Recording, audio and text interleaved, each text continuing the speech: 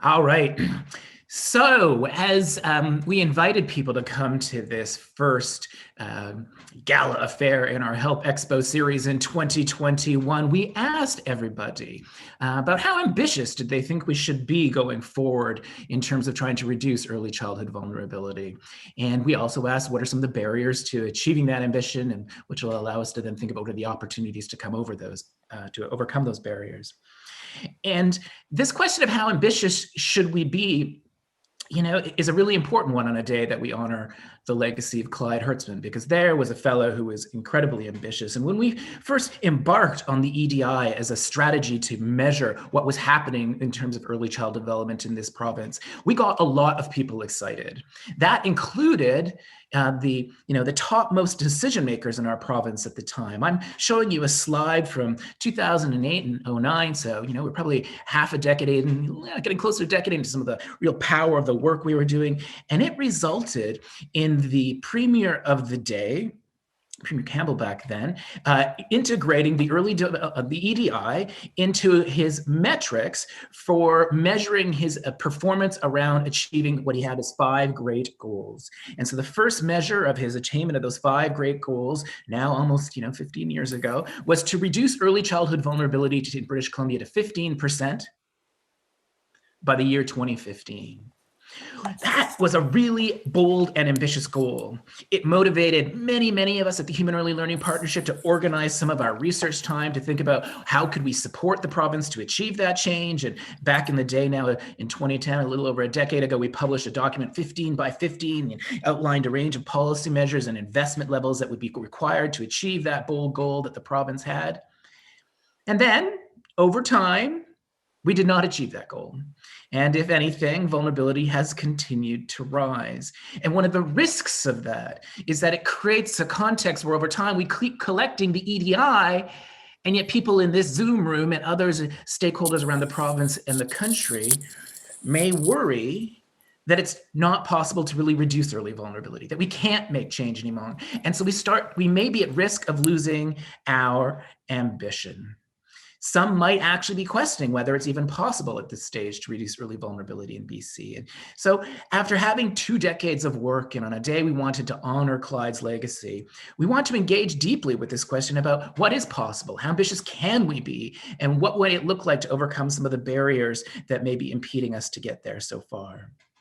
We're going to have that conversation with all of the people who spoke earlier today. But before launching into that dialogue with them, I wanted to feature for you some of the answers that the hundreds of participants in today's Zoom meeting shared in advance. Some were saying, shoot for the stars, and few things are more important than this goal. The science is clear. Let's be as ambitious as Clyde was. And when people thought about some of the barriers that they were facing, a range of things came up. Well, that was about awareness of the evidence that we have, or funding and resources. And we know we have still an underdeveloped childcare system, and people are short on time and capacity, and political will is a big issue to make system-wide changes. And in a context where we've had Black Lives Matter and the Truth and Reconciliation, of course, people are highlighting systemic racism, poverty and isolation, and a range of other factors. And then, of course, that darn pandemic that has so undermined the social determinants of health for millions and millions of people in our country and around the planet. So these are some of the barriers that we're facing, and I want to engage our colleagues in a conversation that despite those barriers, what are opportunities to move beyond them, and what level of ambition should we have for ourselves at HELP in this province and across the country. And so with that, I'm going to open it up to my fellow panelists today, and I'm going to ask Joanne, Diana, Martine, and Magdalena in that order. How ambitious do you think we should be in British Columbia in terms of how far we think it is possible to reduce early vulnerability, and how fast? And on that note, Joanne, I turn it to you. But Paul, before we move there, sorry, could I get you to just stop sharing your slides, and then we'll get to see all your faces? Oh, you can't do that and see that lovely child with the airplane? That's unfortunate, because that's an inspiring little image. I want to get on that plane. Is that better? That's good, thank you. Thank you, air traffic control. It's like, Houston, Houston, do we have a problem? Okay, no. So I am sending it off to Joanne, although I see Joanne's screen is dark. So Joanne, if I don't hear your voice in 10 seconds, I'll go to Diana first. Oh, I suspect I might be getting a text right now from Joanne. So we're having technical difficulties at this stage of our panel. That means we're going to adapt on the fly. And Diana, question to you. How ambitious do you think we should be in British Columbia to reduce early vulnerability, and how fast? Well, I don't think we have a choice. If we think about 7 generations as we do in Indigenous communities, if we think about some of the catchphrases that we've all been involved with committees or even researchers, they say every child matters, no child left behind, kids can't wait. It takes a village to raise a child and a village to support parents. But I also want to quote Chief Wayne Christian, who says, if our children are our future is now. So I don't think the question is how ambitious. It's just we have to do it. We have to, basically stop talking about it and do it. And then, like you've mentioned, the political will, all of these factors right now, I think a lot of time we spend time thinking about how or why it won't work instead of trying to make it work. If we take any of those catchphrases that I used, and I think of our children. If our children are our future is now. We've talked about poverty today. We've talked about colonization today. We're doing a lot of talking. We celebrated 150 years of Canada a few years ago. We've been talking about truth and reconciliation for a few years now. And I, as an Indigenous person, I feel like people say, oh, okay, we've heard about it and we've talked about it, but what have we done about it?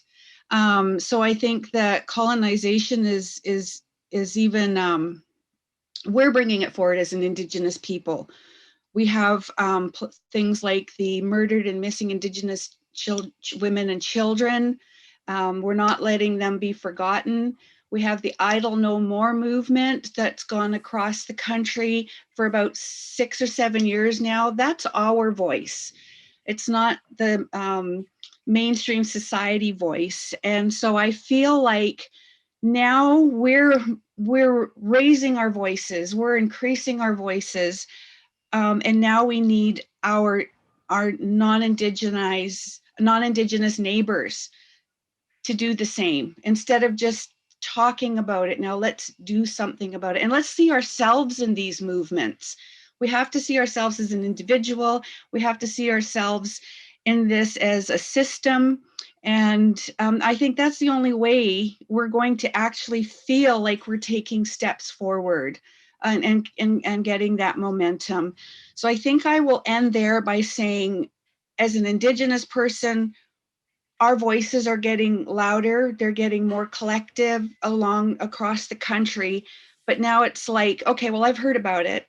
Okay. And as a non-Indigenous person, literally, I can use the word racism, I can use the word prejudice, I could use the word ignorance, I could use, so many words, and not to offend any single person that's on this webinar with us today.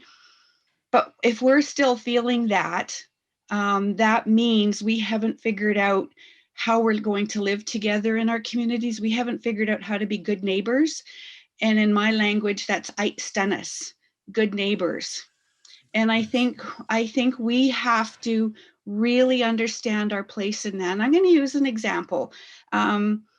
If it's made the news in your community across the province, Cowichan tribes had one positive COVID case on January 1st, and that grew to about 180 before the end of the month.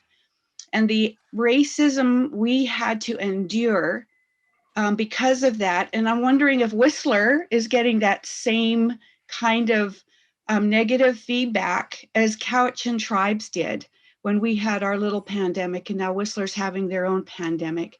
And I have to say right now, going through the COVID pandemic, the racism pandemic has really grown.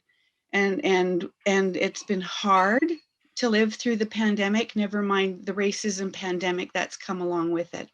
But getting back to your question about ambition, we have no choice. We have to do it now. We have to go in it. We have to be ready to run the marathon. It's not going to be a 100-yard dash. It's got to be ongoing. It has to be ongoing. And I think if I can just say for a minute, how will we know when we're going to be successful is also the question of how ambitious do we need to be, and how much do we have to do. We also have to look at that piece about how are we going to measure our success, because how are we knowing when we're going to quit talking about we've actually done something and it's actually making a difference. So again, that's back to you researchers and all of the work that you're all doing. But I know I will know when we've been successful, and how much ambition we've put into it is the success through my grandchildren. So when we talk about today, getting back to Wayne Christian, if our children are our future is now. So we have no choice but to be ambitious, and to be ambitious now and jump in with both our feet. Thanks, Diana. I see Joanne's back, so I'm going to go back to that order in the queue. Diana, I'm going to come back to you to pick up on some of your themes around the racism pandemic and allyship with non-Indigenous colleagues in this call today, et cetera. So I'm going to come back to those themes, but I want to make sure we get the panel in. So as a reminder, how bold and ambitious can we be? How fast? Maybe keep those opening thoughts, 60, 90 seconds, and don't worry, I'll be coming back to you. So Joanne, Martine, then Magdalena. Great, thanks. Thanks, Paul. I hope that was not the universe censoring me when my internet went down. Just very briefly, I wanted to acknowledge your truth, Diana. I think it's so important for us as we move on a path to truth and reconciliation to remember that we still need to create space for truth. And thank you for sharing about the racism pandemic. I really appreciate that. I have admittedly a very ambitious, aspirational idea of how bold we can be. I think people may have noticed in the opening video of Clyde, he talked about how 2/3 of the vulnerability in British Columbia was avoidable. And many times at HELP over the years, we've talked about this idea of reaching a place of 10% of children vulnerable in British Columbia. We know it's possible for some children. We know that there will be neurobiological factors that will contribute to children's vulnerability, and that so there will always be some children with extra challenges. But we also know that if we create the kinds of quality environments for children in all of our communities, that we can lower it to that 10%. And for me, ethically, morally, if we know we can do it for some children, we have to hold that up as a standard for what we can do for all of our children, and we can't let go of that as an aspiration. I hadn't really thought about the notion of how fast until I was thinking about preparing for this panel. It's a long-term marathon, to use Diana's word. And, I think often of our beloved Dr. Bonnie Henry, and how the key thing we want to do now is just reverse the trend and start to reduce vulnerability incrementally over time. I kind of mused on this notion of 1% a year, which would take us somewhere between 20 and 25 years from now if we were shooting for that 10%.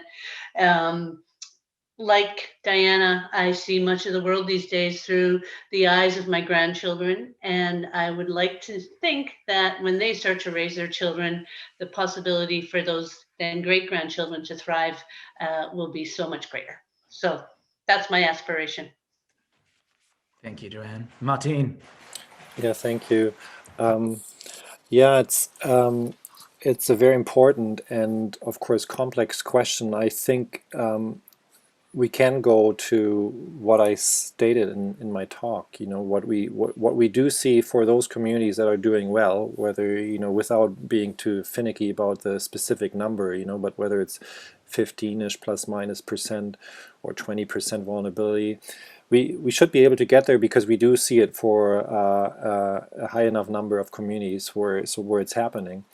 I think the solutions have different time lags. We've seen old age security or the child benefit or child care reduction costs happen overnight, basically. You know, a new policy with the political will, of course, kind of by through, you know, the voting that we all, you know, can do, and endorsing certain platforms. So certain things can happen overnight with regard to, for example, poverty reduction. Other things will take a generation or half a generation. Diana, the racism you mentioned, I realize you can't change overnight with a policy, but we have to step into that space and be assertive and, you know, set good we have to be good role models and give space and encouragement for those who are working on behalf of that cause, and push back on those who are in the way, because there are also forces that are working against equity. We have to be mindful of that too. That's my 90-second answer, Paul. I'll be coming back to you to give you a chance to expand upon it still further. Magdalena, over to you, my friend. Yeah, so my answer will be a little simplistic. I disagree with the question. I think that we shouldn't be trying to lower vulnerabilities. We should be flatten the gradient, because I really, as I kind of alluded in my presentation, because it's a moving target. I mean, I think hopefully we'll be able in the years to come to use pandemic as an example. You cannot let the foot off the gas. It's something that you have to so striving for just one number in a certain amount of time, it actually is giving us an easy answer. So once we achieve something, then that's fine.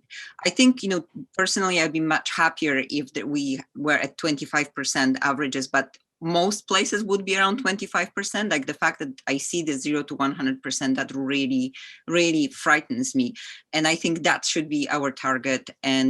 But when? As soon as possible. So if I have 10 more seconds, there is this Chinese proverb, when is the best time to plant a tree? 20 years ago? Well, when's the second best time? Now. So I think now, let's reduce it now. That's a lovely proverb to remind us of. Magdalena, when I hear your answer, it makes me want to rethink what some of my gut evidence-informed reactions are, because you and I engage on this question a little bit differently. I definitely think like the one overall number is an important thing for us to focus on in my talk. And like the fact that BC has, 8 percentage points more of early vulnerability than Ontario makes me think that, okay, I know how ambitious we can easily be. There's no reason we're not Ontario really, really darn soon. And then when I see that, Newfoundland and PEI have vulnerability rates down in their 17 and 18% range, and we're up here at 34. So effectively, those places are half of what we are. Then, yeah, they're smaller provinces, but that's our country in this particular context. So clearly it is doable. And it's not even like they have the best child supporting policies and programs in the place. And they also suffer from the kind of racism and classism that has been talked about today. So there's room to still improve them, which makes me think there's still room to improve BC much, much more, which brings me back to kind of Joanne's answer. Actually, I think I'm still in the Clyde Hertzman camp that she was referring to. And I think the data we've been collecting since Clyde's passing helps reinforce that. But I want to follow up with you, Magdalena, with the following. I'm not entirely convinced you're rejecting the question or the value of the one vulnerability rate. I suspect you're saying that there actually are specific ways we have to go about trying to reduce early vulnerability and reduce that overall number. You're saying, hey, we have to make sure we're paying attention to the inequalities and disproportionately focus on bringing down those highest rates of vulnerability in those schools that have 100% and in those communities that have 70 or so. So I want to put it back to you. How bold do you think we can be in bringing down those highest rates of vulnerabilities in those neighborhoods and schools and communities? And what would that then do to our overall vulnerability rate? And you know what? I think the answer is very similar. Obviously, I kind of wanted to argue with you. That's why I said I disagreed with your question. But it is 10%. We can absolutely strive for 10% because that's how we kind of set the bar. And we still know that those children are not doing, we still need to look after those children. We still need to help them.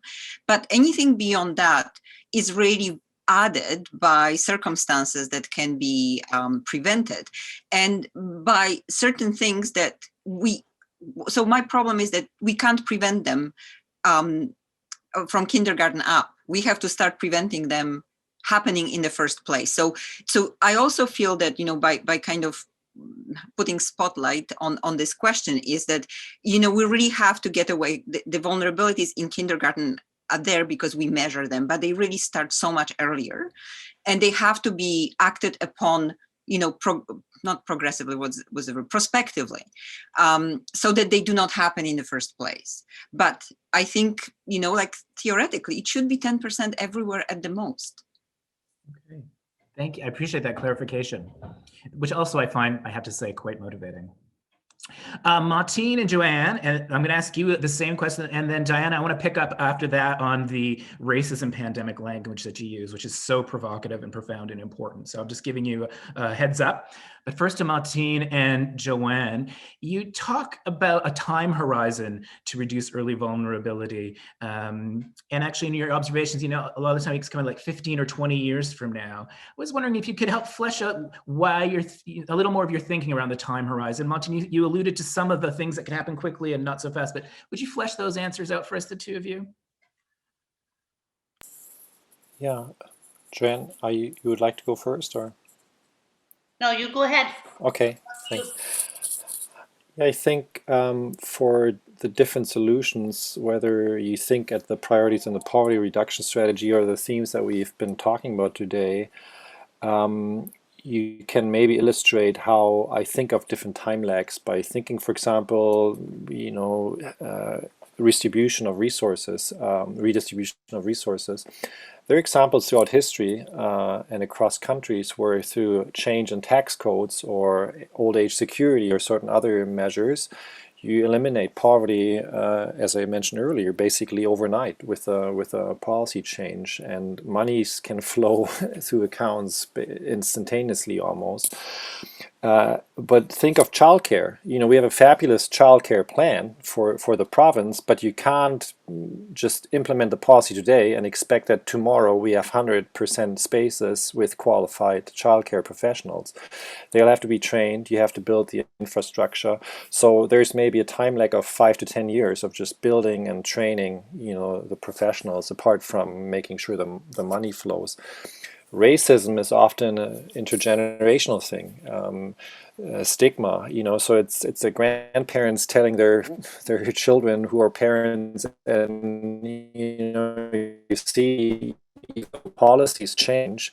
Think of segregation in the United States. A generation on, you still have segregated high school proms.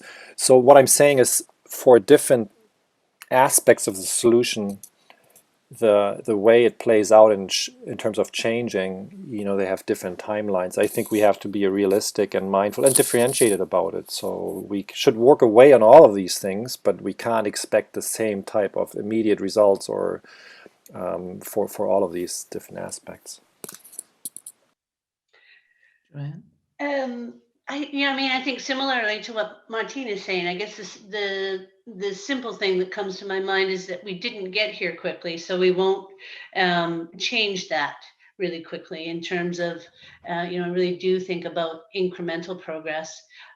So much of what our children and families experience, is an impact of policy and programs, but it's also the influence of generations of habitual ways of being, of inequities in our society, of racism, that those kinds of habitual ways of being together, or maybe more importantly, not being together, being disconnected from each other, not understanding the diversity of perspectives, and potentially not having compassion for other groups in society, I don't think will change really quickly. I think we can lay down a policy framework that allows us to reflect on doing things differently, but I do think it's a bit of a marathon in terms of undoing some of those less than desired habits, I guess. Mm-hmm. Yeah, those are great observations. It makes me think that when I first started out at HELP, I often said, kids are only 5, it only takes 5 years for kids to go from birth to age 5. And so you only need to optimize their environments for that 5-year period. And we could go from a vulnerability rate of 34%, and you could get it right for kids who start, are born next year, and keep it good for those next 5 years. You could get down to that 15 to that 10% level in a 5-year period. Like biologically, that's possible. Socially and systemically, in our ability to change those symptoms, maybe you make me need to reassess how impatient I sometimes feel. But I will add that at this moment in the pandemic, it has, I think, illuminated for everyone in this province and country the degree to which we can be motivated to fundamentally change everything we do, where we work, where we go, how we get there. We are willing to give up massive disruptions to our well-being, to our livelihoods, to the security of our tenure. These are all things that we have to some degree constrained, but opted to do in response to a really urgent issue. And what it would take for us to actually reduce early vulnerability is so much less. We don't have to fundamentally disrupt the degree to which people are going to work and whatnot. We don't have to have millions of people lose their jobs, et cetera, and their security. And so if we, what we're doing right now is really hard. Reducing early vulnerability and making the changes that we've talked about today in our policies, but also our heads and our heart, it doesn't have to be as hard as what we're doing right now. So I want the pandemic response to be partly motivational. Diana, I want to come back to something you said in your opening observations, that the language of a racism pandemic that has been with us for much longer than our current COVID-19 pandemic, and will continue to persist post the COVID-19 pandemic, is very provocative language. You also talked about the relative responsibilities of not just Indigenous people leading Idle No More, but what's the role of non-Indigenous people in promoting truth and reconciliation and fighting the legacy of colonization. And so I want you to think about singling me out, for instance. I am definitely a person of unearned privilege. What advice would you be giving to me as someone, what do I need to do to think more deeply about my responsibilities to end the harmful legacy of colonization? Well, the first thing I want to say is that there's more than one lens. You look at your life through your lens. I look at my life through my lens, but we need to understand that's how we see things. And in order for us to understand anyone else's life or way of being, we have to consider their lens. And I don't think that happens a lot. And if it is, it's the negative side. It's not the positive side. It's the media side of what people see. And what I might have to say as an Indigenous person isn't reflected in the media. So I think I want to say to people to don't just listen to the media and all the negative things about us. When I use when we talk about the Idle No More movement, that came out of a chief back east who fasted until she was going to fast until she got to meet with the prime minister. Well, then people just dug up some negative stuff about her and made it about that versus what her voice and what she wanted to do. So I want all of us to just consider that what colonization means to us from our history, and not from the media or not what's been taught or not taught in schools. So going all the way back. And if we have children, helping them understand a different lens, not just their own.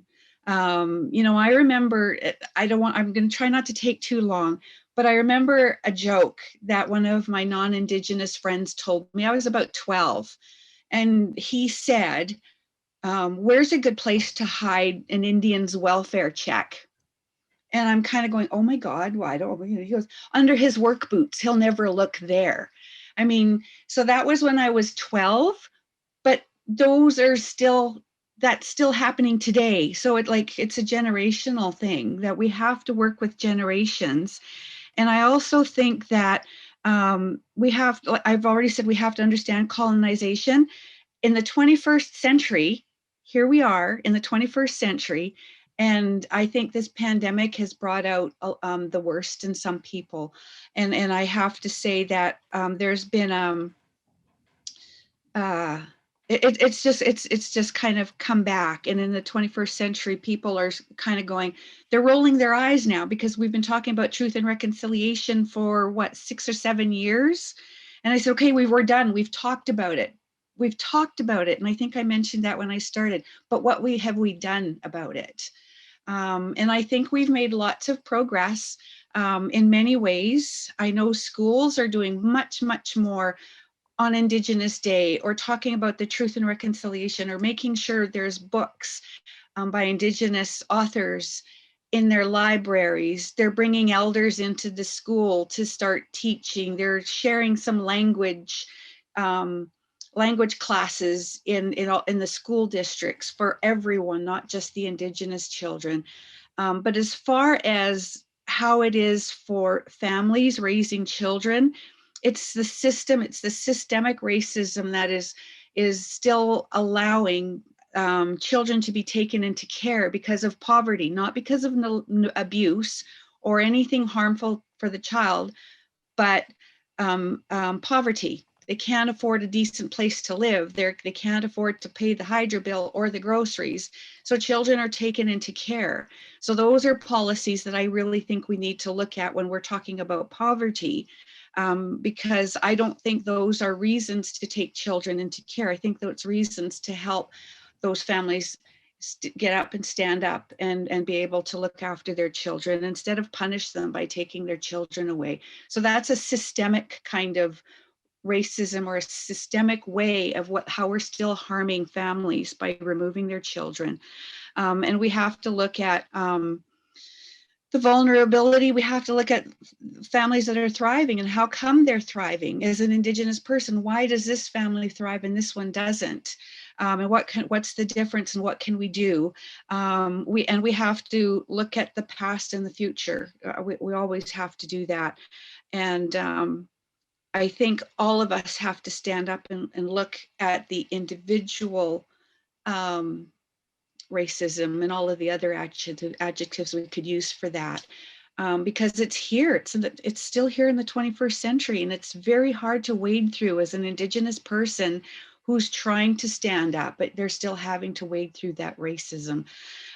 So I don't know if I answered the question, but I want to just say that everybody who's experiencing poverty, or they can't afford a house, Indigenous people have that extra layer around them of that racism or that prejudice, or keeping us down.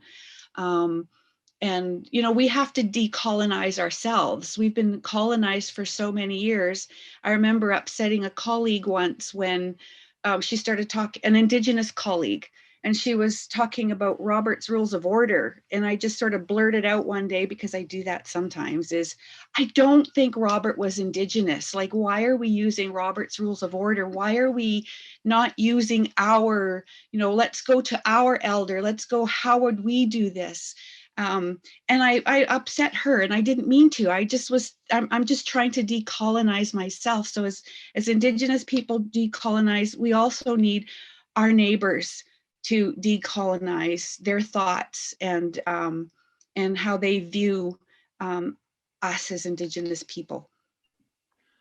Thanks, Tina. There's a lot in your reflections there in terms of, ideas for non-Indigenous people becoming, good allies in the fight to end the harmful legacy of colonization and the need to disrupt ongoing systems. Language of decolonizing ourselves, that's a profound phrase that I need to reflect on further after today's session. And you asked this question, which I'll use as a segue when it comes to Magdalena, about why are some people thriving and others not, even in the same community? And to some degree, that harkens back to a question from the audience right now from RCY Monitoring. What can we learn from the off-diagonal communities that are doing well, despite experiencing some of the social adversities that were covered today? And so these are, why are some places doing better than we would expect? This can be a really motivating part of our conversation. And Magdalena, since you featured the off-diagonality idea in your presentation, I'll go to you for this question. Sure, but I wasn't the only one. Martin also spoke about it, and this is a work that's that's right now ongoing. As a lot of our research takes several years, kind of for the wheels to kind of turn around, and I think that's just that kind of sobering finding that we have very few areas that do well in terms of the child development, despite socioeconomic disadvantage. So just like Martin had said, there are just no, and they, and the flip side is that once you have a high level of socioeconomic advantage, even if you don't do well, you never do as badly as people at the lower end of socioeconomic disadvantage. So there is less that we can learn from this kind of off-diagonal processes as we can from examining the roots of the mechanisms by which poverty, and I mean it in a kind of very general sense, impacts intrinsically child development, parenting, and like all the disadvantage, including colonization and racism. So I really feel that we were. So that's one of those things that I think we were a little distracted, and Clyde spoke about that a lot. We theoretically thought, oh, will be this kind of 2x2 table where we have this equal, square kind of equal completion, and we'll just analyze them and we'll know everything. Well, no, reality isn't like that. When you're poor, you have so many things stacked as Martin had said. So I feel that that's less for us to learn about as the kind of more detailed analysis, really, what are the intrinsic mechanisms that make maybe more even individual children resilient rather than communities. I think that's maybe too big a lens in this case. Martin, did you want to weigh in for a few seconds on that question? Yeah, thanks. I think it's important to highlight that those are a rare exception rather than the norm. And I think, in fact, John Lynch said that, we have to be careful, which arguments could be used as a distraction from the, focusing on the underlying causes that will affect most communities. And I think we listed them today, and they're listed elsewhere. There's, if we don't deal with deep ingrained chronic poverty, if we don't deal with the deeply ingrained racism, there are a few things we'll never go any place that represents wellness. So we have to take those things on, and that's where I also want to be hopeful, with some of the plans that are happening provincially or federally, and I think that's where we also come in with our responsibility. How are we a good neighbor? How are we a good partner? How do we set good examples? Because I think there's great appetite certainly for those who are coming in for this session today, but we work across the province, across the country. There are a lot of allies, they want to work towards this goal. And can we come up with good prototypes or good solutions? Because then chances are they'll be replicated. There are a lot of organizations all the way from government to, individuals working with families. If they see a good example, if they see a good success story, chances are they may want to replicate that for the same reasons of equity. And so I think if we can work towards that, then synergistically we can go far. I find your observation about the risks actually in pursuing an off-diagonal strategy of research or change making being really profound. And actually, I hadn't thought about these ideas to share today personally, but I'm going to use a bit of the moderator's prerogative to say, back in the day when we were developing at HELP an off-diagonal strategy of research, I was certainly at the center of putting that methodological approach together and writing about it. And soon after bringing it actually into the public space, one of the things I observed is that to some degree, it's a strategy that some can use to reinforce the status quo, because if you can draw attention to places that are managing to do better than we might expect given the status quo, then it can incline some to hope that, oh, everybody could become like that. And so we don't need to change the status quo, which is why I think your observation, Martin, is so profound. Oh, that can be distracting. And indeed, my own professional career at HELP has actually seen me move away from that focus for the very reasons you described. Joanne, I want to engage you in our conversation about sort of where to from here. And then I also see Robert Armstrong has a question in the audience. So I'm going to come to that question for the group after Joanne. Joanne, I have heard you recently observe, not just recently, but many times, that meaningful change is only going to happen through an interaction of policy and community action. I think that if I've heard Joanne say anything, I would say that's one of the common themes she shares with us.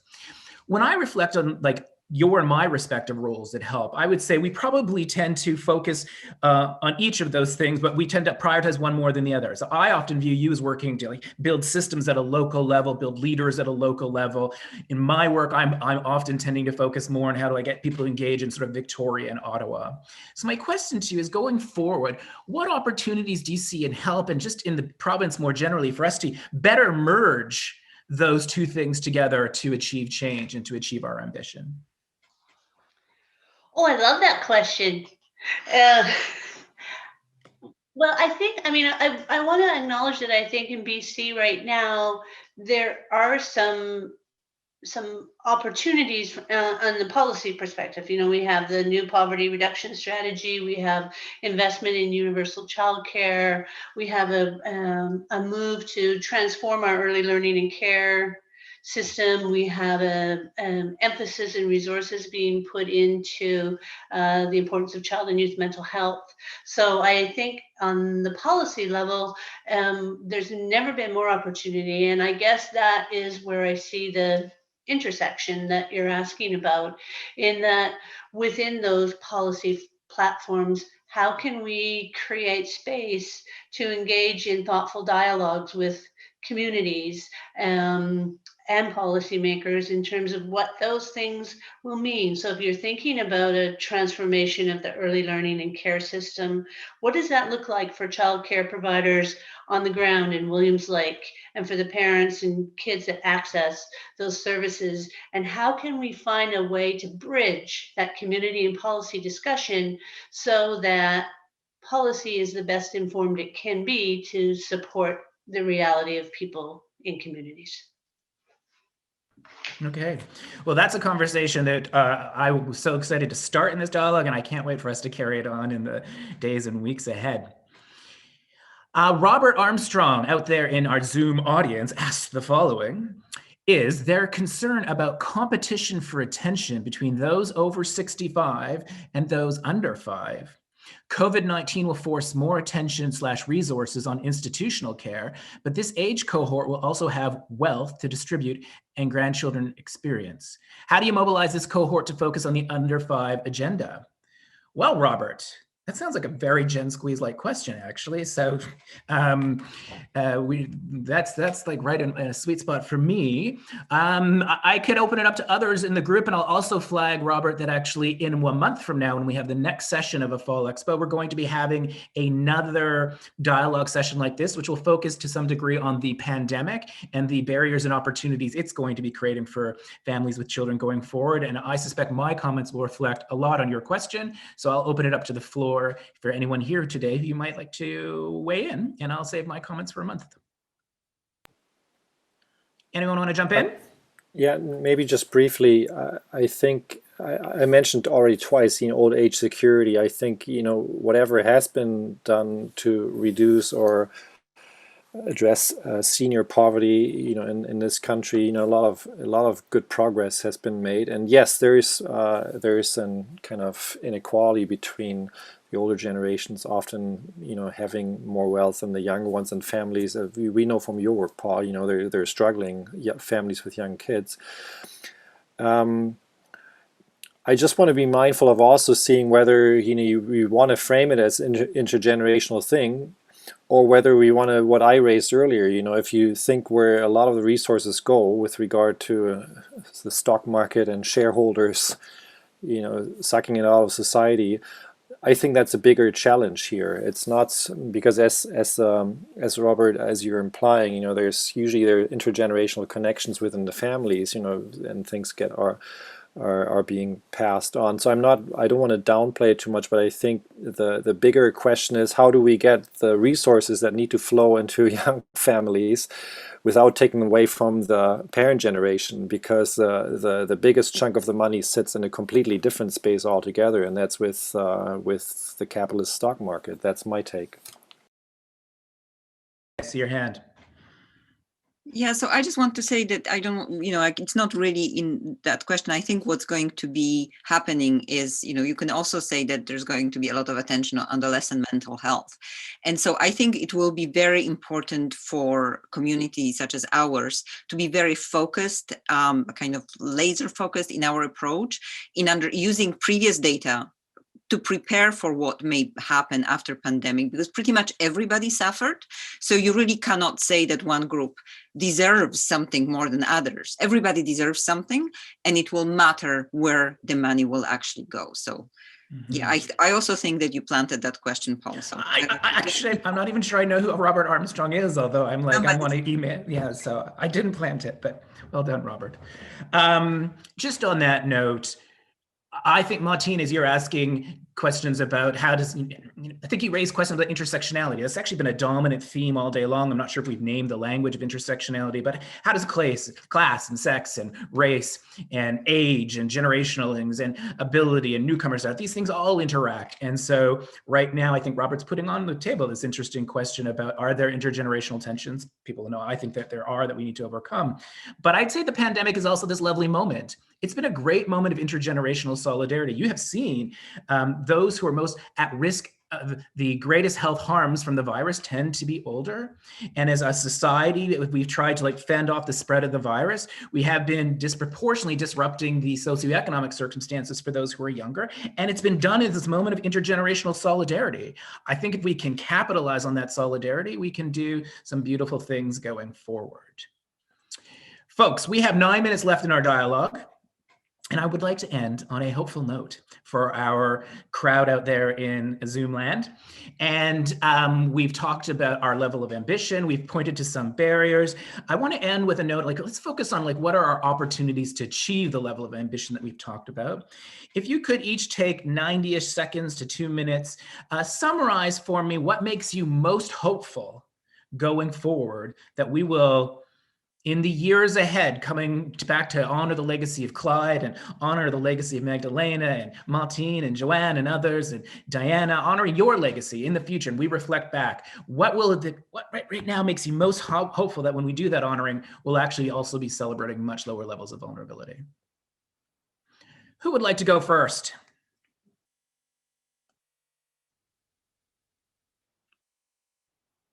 Diana? Sure. I think for me, it's our voices are getting stronger. So we are becoming part of the team. HELP has really helped us as Indigenous people to have a place for our voice to be heard, for our children, for sharing information in a respectful way was started with Joanne and Clyde and starting this committee. And I think my message for everybody is, instead of looking at us and them, which is kind of what we are when we think about Indigenous, non-Indigenous, we think of us and them and why this and why that. I think everybody needs space. And I think Indigenous people, this isn't my quote, Indigenous people need space to be Indigenous people. So we need to create space for Indigenous people to be Indigenous people. And that's happening, but it needs to continue and it needs to grow. And our voice is getting stronger. I know there's people on this call that are working with children and families, and they're very much younger than myself. And their voices are powerful and strong. So again, I'm thinking generationally that this grandma will retire in a few years, but there's some young people that have been using their voices and are powerful young women in their community and their programs. So we're creating that space for ourselves, but we also need the larger society to create that space for us. And we have to learn what respect is and show what respect is. And some of our elders say you have to earn respect, but others say, well, you have to respect someone until they don't deserve your respect. So we could look at it either way. Thank you, Diana. So I think as far as Clyde's legacy is concerned, that's what he did for us. That, like I said, there's a lot to cultural safety, but in the beginning I said that sometimes it's just being seen and it's just being heard and it's just being respected. That can be somebody's starting point for respecting someone and starting their own cultural safety journey if they've never done that before, to learn about other nations around BC where we live. Thanks, Diana. Friends, I made a mistake. We don't actually have 9 minutes left for that panel when I said it. We only have like a few because we have to hand it over to Joanne just to wrap everything up. So now the task for those who remain is in one sentence. Tell me what makes you especially hopeful. Joanne, since you're going to, I'll start with you next. Then Magdalena, and then I'll end with our fearless interim leader. Relationships, relationships, relationships. Magdalena. I think putting the development of all children on the map, and I don't mean just geographical map, but as something that people talk about at their dinner table and talk about to their politicians. That's Martin. Yeah, thanks. I think the evidence can tell us, where we can make a difference, but our values collectively tell us where we need to or want to make a difference. And then relationships, we have to work together to create these synergies. We can all contribute at some point, but usually working together makes us stronger. And if we are deliberate with those 3 things, I think we can go far. Well, thank you. Thanks to the panel. Yeah, I'm hopeful actually because of the many people in this Zoom room, all of whom have joined forces with us in expressing a renewed commitment to be ambitious and to be bold. And I think if we combine that ambition with the fact that we know that politics responds to those who organize and show up, if we can organize and show up with more and more of the evidence and science that we have before us, we really can achieve that reduction in early vulnerability that we're all looking for and build back better post-pandemic. So Joanne, that is the conclusion of our dialogue. And let me just turn it over to you to end the wonderful emceeing you've been doing for us all day. Thanks, Paul. And thank you for organizing and facilitating that wonderful discussion. I really enjoyed it. Okay, so we've come to the end of our day. The first thing, I want to thank everybody, but before I do that, I am also just going to take this opportunity with lots of you in the room to just put a call out. We are seeking to grow our Aboriginal Steering Committee, and if anyone on the call of Indigenous ancestry would like to be involved in our Aboriginal Steering Committee, you can find information about that, I'm hoping, on the HELP website, www.earlylearning.ubc.ca. Please come and join us.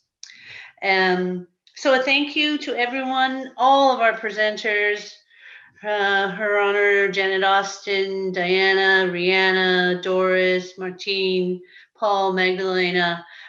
Just fantastic contribution into all of you for your questions and comments as we went along. If you do have questions left over, you can email them to that email that you see on the screen there. We'll be very happy to try to get an answer back if you had a question that emerged today that you didn't get a chance to have a response to. This is our first go at an online Help Expo, so you will receive a follow-up email with a link to a survey. I know how much everybody loves a survey when you get a chance. Please, we would really appreciate your time and effort to complete it because we need your input to make these events as good as they can be. You'll see on the screen there our next session, which is taking place on the 8th of March, which is going to be about the impacts of COVID-19 and the next chapter, which is on March 8th. So you can go again to the website and register for that session of the Expo. And with that, I think we're going to end just about right on time. My deepest appreciation to all of you help has always only existed in relationship to everyone who is interested and contributes and informs our work. And we wouldn't be able to be here providing this discussion without all of your contribution. So, so great to honor Clyde today, and our love to all of you. Until we see you the next time. I think that's it. Don't know if I have to do anything else.